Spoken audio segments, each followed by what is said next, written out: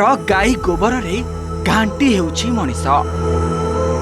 ଯେଉଁଠି ବାଛୁରୀ ଶୋଉଛି ସେଇଠି ବୃଦ୍ଧ ଦମ୍ପତିଙ୍କ ଦିନ କଟୁଛି। ପାରାଲିସିସ୍ ସ୍ୱାମୀଙ୍କୁ ଧରି ଏହି ଭଙ୍ଗା କୁଡ଼ିଆରେ ପଡ଼ି ରହିଛନ୍ତି ସ୍ତ୍ରୀ। ନନ୍ଦକିଶୋରଙ୍କ ବୟସ 70 ପାର କଲାଣି। ପତ୍ନୀ ପ୍ରତିମାଙ୍କ ବୟସ ମଧ୍ୟ 61 ଅତିକ୍ରମ କରିଛି। ଯେଉଁ ହାତ ଦିନେ ମୂଲ ମଜୁରୀ ଲାଗି ପରିବାର ଚଳାଉଥିଲା ସେହି ହାତ ଏବେ କିଛି କରିବାକୁ ଅକ୍ଷମ। ତେଣୁ ଭିକ୍ଷା ମାଗି ଉଭୟ ପେଟ ପୋଷୁଛନ୍ତି।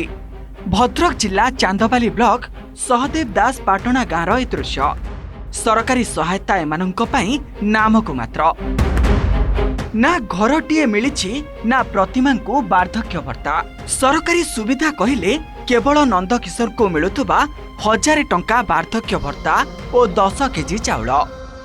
बहुत हैरान होउचंदी गुआला घरे रहउचंदी आ ताकर पुओ कि झियो केई नांदी पिला छुआ नांदी आ इंदिरा आवास भी पाई नांदी आ अंत्योदय चाउल नाही 5 किलिया चाउल मिलुची आ किछि गवर्नमेंट तरफरु सहायता भी मिलु नै आ भंगा घरे रहिचंदी आ एति गवर्नमेंट तो को एति सहायता मागुचंदी ताका सहायता करंतु हैरान हरकत होउचंदी तांगर मागे जति के चलुचंदी जाके गां गां बोली मागुचंदी सरकार तरफ बोली मिलुची हमको तांगर 5 किलो चाउल आ 1000 टंका भत्ता नंदकिशोर बेहरा 1000 टंका भत्ता मिलुची सेतिर जो खर्च तांगर मेडिकल खर्च तांगर निजर खर्च एतिर कोळु तो होई पड़ने। 5 वर्ष हेला नंदकिशोर पारालिसिस रे आक्रांत। चिकित्सा पाई अर्थ नथिबारु सेबे ठारू से शଯ୍ୟାଶାयी। निजर नित्यकर्म पाई से पत्नी उपरे निर्भर करती। पत्नी प्रतिमा मध्य स्वामी सेवा सह भिक्षावृत्ति करी पेट पोषुछंती। ओलिए खाइले 2 ओली उपवास रहिबाकु पड़ुछि। जेउ भंगा घरे सेमाने रहुछंती ताहा भी दिने गां लोकंक मगा चचारे तैयारी होइथिला। वर्ष वर्ष धरी एही गुहाळ ही सेमानंकर प्रकृत ठिकणा पालटिछि। आमे ए नै चांदबाली ब्लॉक गोष्ठी उन्नयन अधिकारी प्रतिक्रिया नेबारु से कहिसंती खूब शीघ्र एहार समाधान पई पदक्षेप नियाजिबो।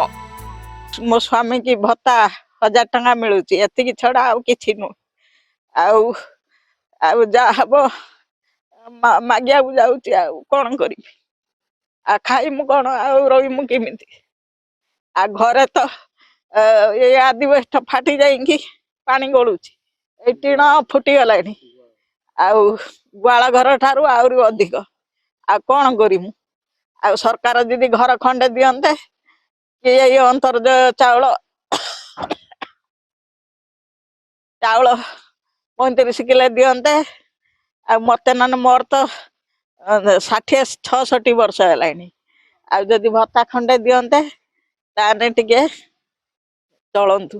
तो गृह योजना रे मोस्ट नीडी पर्सन हेथिबारु सबरे समान योग्य हिताधिकारी रूपे चयन करा जायछि। तांकु नेक्स्ट फेज रे से पक्का घर खंडे माननीय मुख्यमंत्री को सहायता पाइबे से घरे रहिबे एवं से 10 केजी चाउल पाउछंती एवं अंत्योदय योजना आम किसी चाउल बेनिफिशियरी लिस्ट सरकार निर्देश करना सरकार पुनः निर्देश कले से कथार अच्छी गरीबों को दैव साहा जो सरकार तरफ मासक 1000 टंकार भत्ता आउ 10 केजी चाउल एतिक हूँ सरकार सहायता।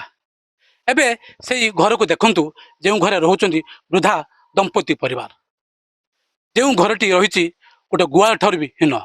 एबे ग्रामवासी दाबी यदि सरकार पक्षरु तांको घरटे एवं वृद्धा दंपति परिवार को अंत्योदय चाउल मिल पारंता तेबे सुखर जीवन कटि पारंता। भद्रक चांदबालु त्रिलोचन साहू, OTV।